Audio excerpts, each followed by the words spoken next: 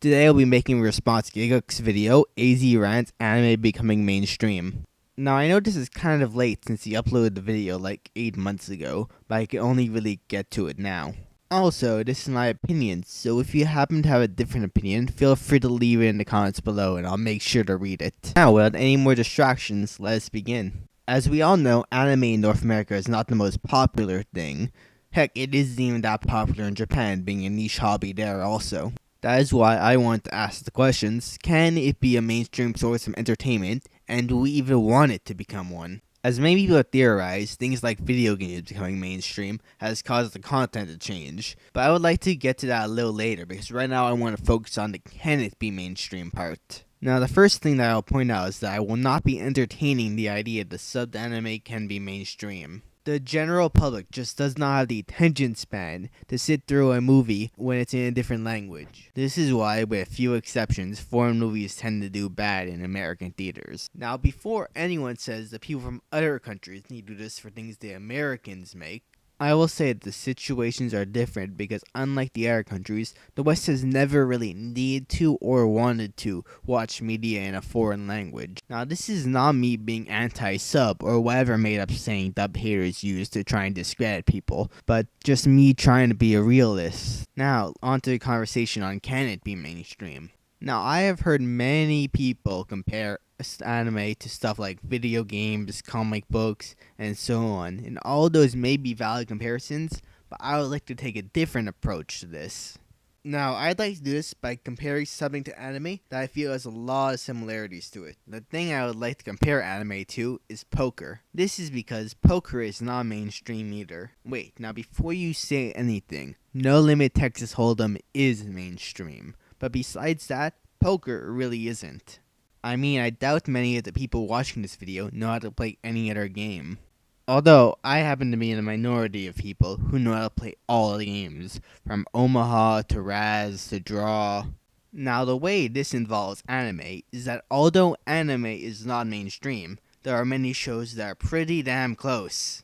Shows like Naruto and Bleach and Attack on Titan are all extremely popular compared to the rest of anime. This is also very similar to how Hold'em is to poker. So, what I am getting at with this is that some shows can become the Hold'em of anime. Now let us examine how poker has changed over the years compared to how anime has and may change in the future. Poker used to be relatively unknown and it was thought to be pure gambling with no skill at all. The only exposure it got was when ESPN decided to air the final table of the World Series of Poker main event. It didn't bring in that many viewers, so some years they decided not to even air it. It was like this for years, then in the late 90s, they introduced something to the game. It was called the hold card cam. This allowed the viewer to see the player's cards as they play. Of course, it was initially met with opposition, but that quickly subsided. This helped increase its popularity quite quickly, because now a viewer could watch it and not be confused. Then, in 2003, something happened that would change poker forever. In 2003, a man named Chris Moneymaker, yes that is his real name,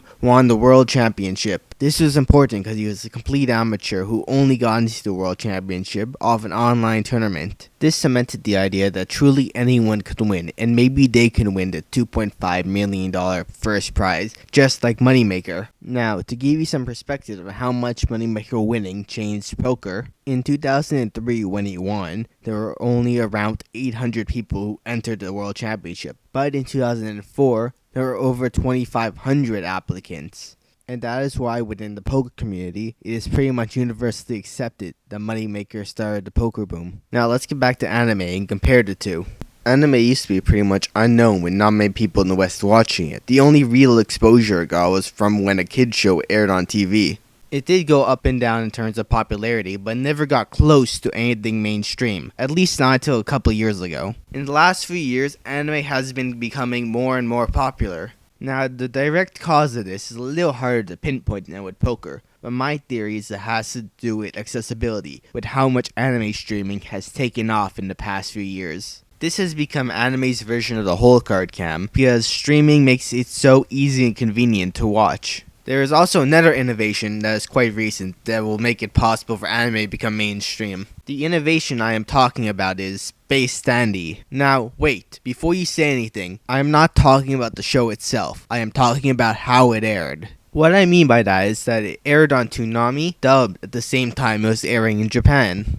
This is a huge step for the anime industry, and the fact that I got an average viewership of 1.4 million views per episode just proves how much of a giant success this is. This may very well lead to more shows doing this in the future, and if that happens, there's no telling how much anime can grow. So to summarize, yes, I do believe anime can be mainstream in some capacity, just not the genre as a whole. Now, after on the topic of do we want anime to be mainstream? As we all know, anime becoming mainstream in the West is a very touchy subject.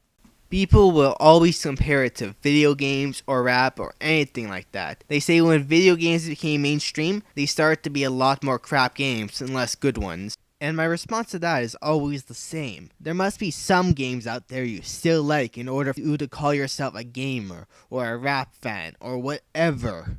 Clearly, there is still good stuff out there. Also, maybe the bad stuff has always existed, and you're just noticing it more now than before. I mean, look up the game library for any of your old consoles, and see how much trash was being released on it. The reason that people don't remember the stuff that was garbage is because we tend to only remember the really good things and the really bad things. Anything that was meh, we tend to forget. That is why when we hear about movies from the 50s, we never hear about any of the mediocre ones. We just hear about the really good ones and the really bad ones. And that is really all I have to say on this topic. So, thanks for watching. Also, if you have any opinion on this subject, feel free to leave it in the comments section down below. Who knows, you may even convince me to be on your side. Oh, and I have a Twitter now. Feel free to follow me at MapEns99, link in the description. So for now, goodbye, and I hope you will tune in next time.